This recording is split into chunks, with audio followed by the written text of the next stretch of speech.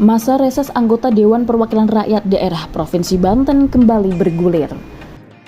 Sebanyak 100 anggota DPRD Banten turun ke daerah pemilihannya untuk menyerap aspirasi masyarakat.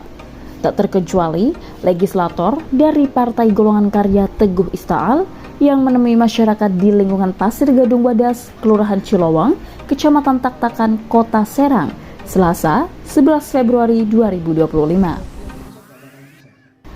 Reses masa persidangan kedua tahun sidang 2024-2025 ini dihadiri perangkat RT RW, tokoh agama, pemuda, karang taruna, dan masyarakat.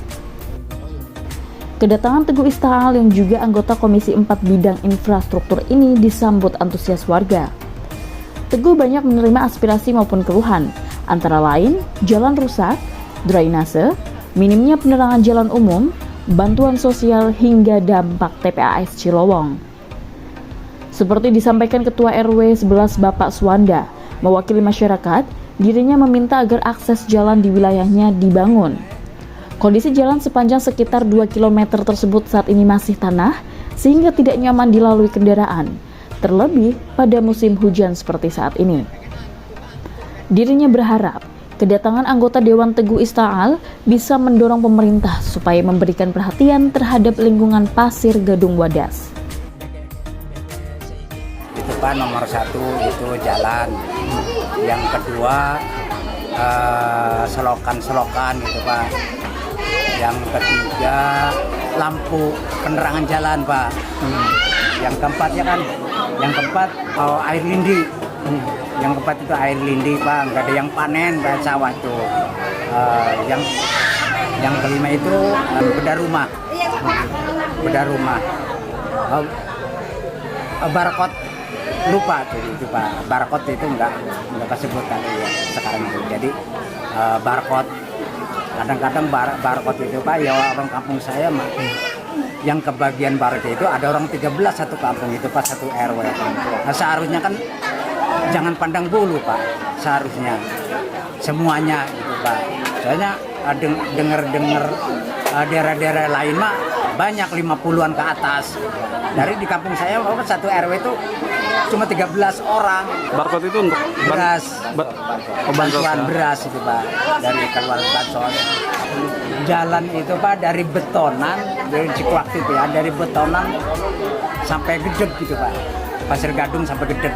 Kalau di sini kan ya kalau aspal kan nggak kelihatan aspalnya Pak, tanah semua itu. Ada 1 kiloan ya, 2 kiloan Pak, 1 kiloan ya. 2 kilo lah, 2 kiloan Pak dari Cikuak sampai Gedeg. Harapannya ya, kepengennya mah kan dibangun, kepengennya mah. Tapi kata Pak Dewan nggak semudah itu kan, kata Pak Dewan. Nggak begitu kayak orang makan cengek gitu Pak. Emang iya sih Pak, tapi ya kalau kita sebagai RW apa ya gitu, kita menyadari kalau orang kampung yang awam itu kan nggak tahunya kayak orang makan cengek gitu Pak, bantuan itu Siap. Cuma itu doang Pak. Ya. Tapi yang penting mah saya mau dibangun itu Pak. Siap. Bener ada buktinya gitu.